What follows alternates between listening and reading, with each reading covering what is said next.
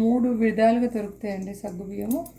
ఇది చాలా చిన్న రకము, నైలాన్ సగ్గుబియ్యం అంటారు. ఇది వేసి ఒక 4-5 గంటలు లేదంటే ఒక రాత్రంతా, ఎక్కువ నీళ్ళు పోయొద్దు.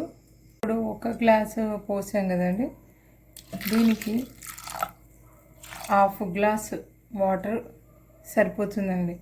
1 గ్లాస్ సగ్గుబియ్యంకి ఖచ్చితంగా 1/2 గ్లాస్ నీళ్ళే సరిపోతాయి. ఇదిగోండి, మనము 1/2 గ్లాస్ నీళ్ళలోనే నానబెట్టుకున్నాం, చూసారు కదా.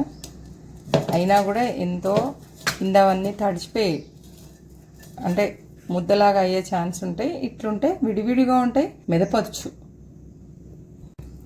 ఇప్పుడు ఇట్లా ఇడ్లీ పాత్రకి అంతా ఆయిల్ రాసుకోవాలండి. ఇదిగోండి, ఇప్పుడు ఈ సగ్గుబియ్యం ఇట్లా పెట్టేయచ్చు. మీకు ఇక్కడ అనుమానం రావచ్చు, ఇట్లా కుప్ప కుప్ప వేస్తే ఉడుకుతాయా అండి అని. అవునండి, ఉడుకుతాయి. ఎందుకంటే ఇవి చాలా చిన్న సగ్గుబియ్యము, ఉడుకుతాయి. పంటికి ఏమీ ఇది కాదు. ఈ విధంగా అన్నీ నింపేసుకోండి. కానీ కొంచెం వెడల్పు చేస్తే వేలుతో బాగుంటుంది. చేసి చూపిస్తాం మీకు అది కూడా. ఇట్లా ఏదైనా ఒక దాంట్లో ఎక్కువైందని ఇంకొక దాంట్లోకి సమభాగం చేసుకొని ఇట్లా వెడల్పు చేసేయండి, సరిపోతుంది. తీసుకెళ్ళి మొత్తం ఇడ్లీ స్టాండ్లో పెట్టేసుకోండి. ఇదిగోండి, ఇలా నింపేసుకొని ఇట్లా ఒక 10-15 నిమిషాలు పెట్టుకోవాలి. ఇది 15 నిమిషాలు పెట్టుకుని తర్వాత ఇలా తీసేసుకునండి.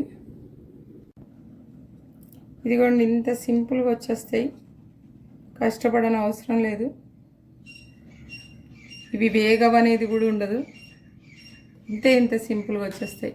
ఆరిపోతాయి చక్కగా. ఎండలో వెళ్ళి పెట్టాల్సిన పని కూడా లేదండి.